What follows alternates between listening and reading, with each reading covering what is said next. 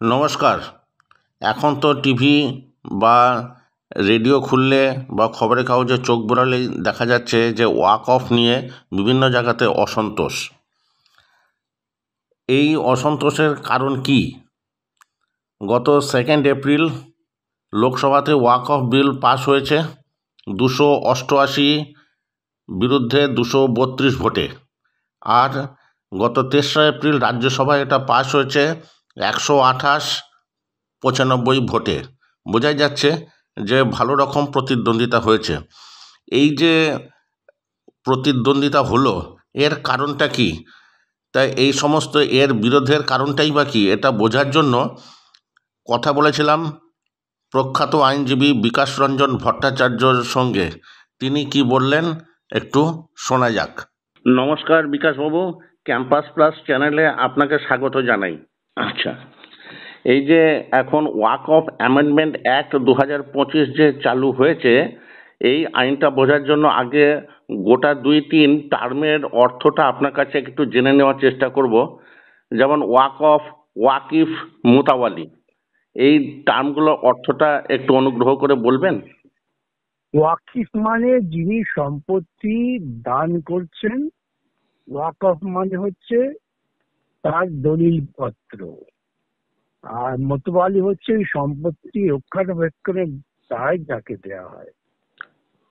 আচ্ছা, এর আগে 4টে ওয়াক অফ আইন পাস হয়েছে। মুসলমান walk of validating act 1913, the walk of act 1954, এবং তারপর অ্যামেন্ডমেন্ট অ্যাক্ট 95-13 এবং এবছর 2025। এবারে যে বিরোধিতা বা প্রতিবাদ হচ্ছে, আগের বারে কি এই ধরনের প্রতিবাদ হয়েছিল? না হয়ে থাকলে কেন? হয়নি, হয়নি, তার কারণ হওয়ার প্রয়োজন ছিল না। সেক্ষেত্রে ওয়াকফ সম্পত্তি নিয়ে কোনো প্রশ্ন ছিল না। রক্ষণাবেক্ষণের জন্য আইনে সংশোধন ছিল এবং তাদের বিবাদ নিষ্পত্তি করার জন্য একটা ট্রাইব্যুনাল ছিল, এবং সরকারের কোনো সেখানে হস্তক্ষেপের সুযোগ ছিল না। এই জন্যই হয়তো তখন কোনো বিরোধ হয়নি। এখন সরকার প্রকৃতপক্ষে তার নিয়ন্ত্রণ আনতে চাইছে ওয়াকফ সম্পত্তির উপরে। এটা একটা মারাত্মক প্রবণতা। আজকে সরকার ওয়াকফ সম্পত্তির উপর যে নিয়ন্ত্রণ আনতে চাইছে, সেই নিয়ন্ত্রণ যদি তারা হিন্দু মন্দির, দেবোত্তর সম্পত্তি, হিন্দু যৌথ পরিবার, তাদের যে ব্যাপক সম্পত্তি, এই সম্পর্কে আনতো, তাহলে একটা যুক্তিসঙ্গত গ্রাহ্যতা থাকতো। এখন পরিষ্কার লক্ষ্য হচ্ছে, যেহেতু মুসলিম ধর্ম সম্প্রদায়ের মানুষ, তাদের সম্পত্তি ভারতবর্ষে প্রচুর আছে, সেটাকে নাক ঘুরিয়ে দখল করার পরিকল্পনা, সেটাই মানুষের জন্য বিক্ষুব্ধ হয়েছে। আচ্ছা, শুনছি যে 4টে এরকম অ্যামেন্ডমেন্ট হয়েছে, যে অ্যামেন্ডমেন্টের প্রভিশনগুলো সব থেকে বেশি ক্ষোভের কারণ সৃষ্টি করেছে। তার মধ্যে একটা হচ্ছে ওয়াক অফ বাই ইউজার, এই প্রভিশনটা নাকি রিপিল করা হয়েছে। এটা কি সত্যি বা এটা কি অর্থ? কার্যকর ভাবেই তাই। আগে ছিল যে সম্পত্তি বহুদিন থেকে ব্যবহার করা হচ্ছে, ধরুন আমার সম্পত্তি, আপনি সেখানে ব্যবহার করেছেন, মসজিদ বানিয়েছেন, স্কুল বানিয়েছেন, বা সেটাতে আপনি চাষাবাদ করছেন, সেটাকে বলা হতো যে ওয়াক অফ বাই ইউজার। ব্যবহার করে সেটাকে, ওয়াক অফ মানে হচ্ছে ওদের আল্লাহর উদ্দেশ্যে সম্পত্তি দান। সুতরাং সেই দিক থেকে ধরে নিয়ে করা হতো ওয়াক অফ বাই ইউজার। এখন সেটাকে পরিবর্তন করতে চাইছে, কাগজপত্র দিয়ে প্রমাণ করার কথা বলা হচ্ছে। কাগজপত্র ভারতবর্ষের দরিদ্র মানুষ কোথায় রাখবে, কোথায় পাবে? আচ্ছা, বলছে section 40 of the original act repealed, এটার কি অর্থ? তাদের ও আইনে, মূল আইনে যে ধারা ছিল 40 ধারা, সেটাকে তারা বাতিল করে দিল, উঠিয়ে দিল। মানে মানে এটার অর্থটা কি? মানে সেকশন 40-তে যে রিপিল করলো আর কার্যকর হবে না। সেকশন 40 এর যে অধিকারগুলো ছিল, সেগুলো আর কার্যকর হবে না।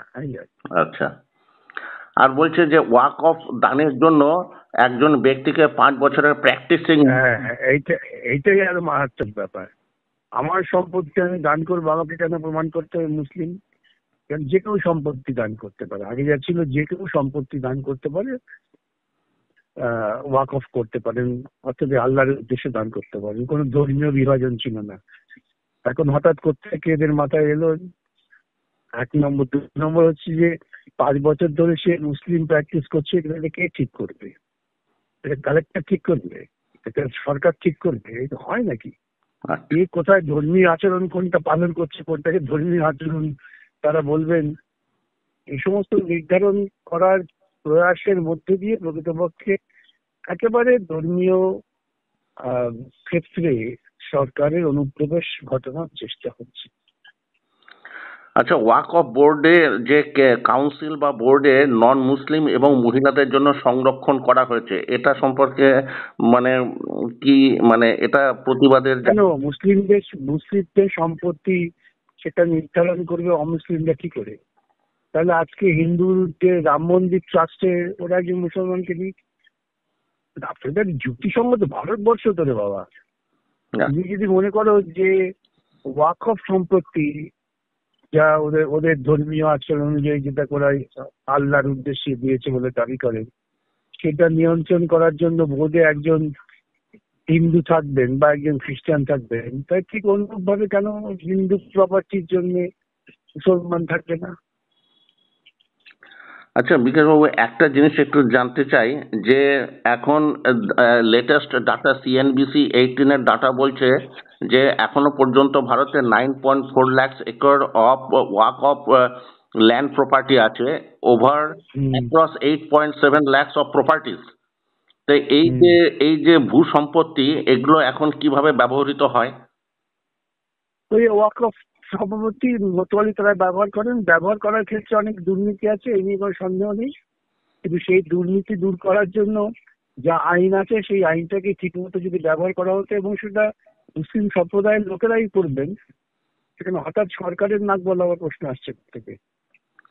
আর এই যে সম্পত্তি, এই সম্পত্তি কি যিনি দান করছেন তার কথা অনুযায়ী চলবে, না মুতাওয়ালিদের কথা অনুযায়ী চলবে, না না, তিনি যখন দান করছেন সেই দানেই নির্দিষ্ট উদ্দেশ্য বলা থাকে, যেমন দেবত্বর সম্পত্তি থাকে সেই রকম।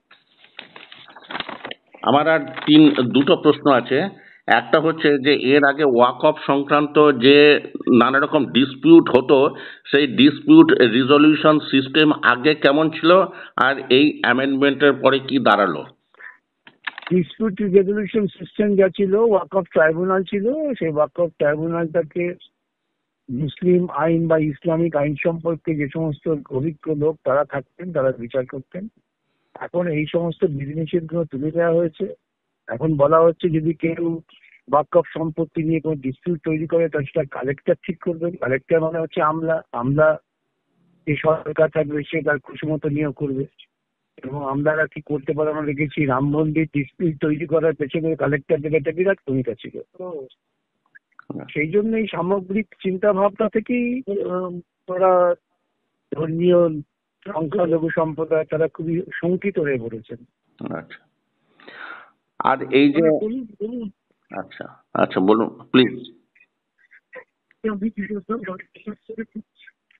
আর এই যে ওয়াক অফ কাউন্সিল এবং বোর্ডে কি ধরনের মানুষজনদেরকে রাখার প্রভিশন রাখা হচ্ছে নতুন অ্যামেন্ডমেন্ট বিলে? অ্যামেন্ডমেন্ট বিলে তো এখন ইসলামিক আইন সম্পর্কে জ্ঞানী লোক তো থাকার দরকার নেই, এমনি যে কোনো একজন ডিস্ট্রিক্ট সিভিল জাজ থাকতে পারেন, তিনি ওয়াকফ প্রপার্টি বা মুসলিম পার্সোনাল ল সম্পর্কে অবহিত না হতে পারেন।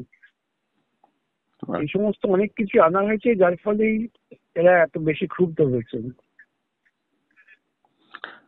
এই তথ্যগুলো দেওয়ার জন্য আপনাকে অশেষ ধন্যবাদ। আবার অন্য ইস্যুতে আপনার কাছে আসব। আপনাকে এখন ধন্যবাদ জানিয়ে এই আলোচনাটা এখন শেষ করছি। নমস্কার। নমস্কার।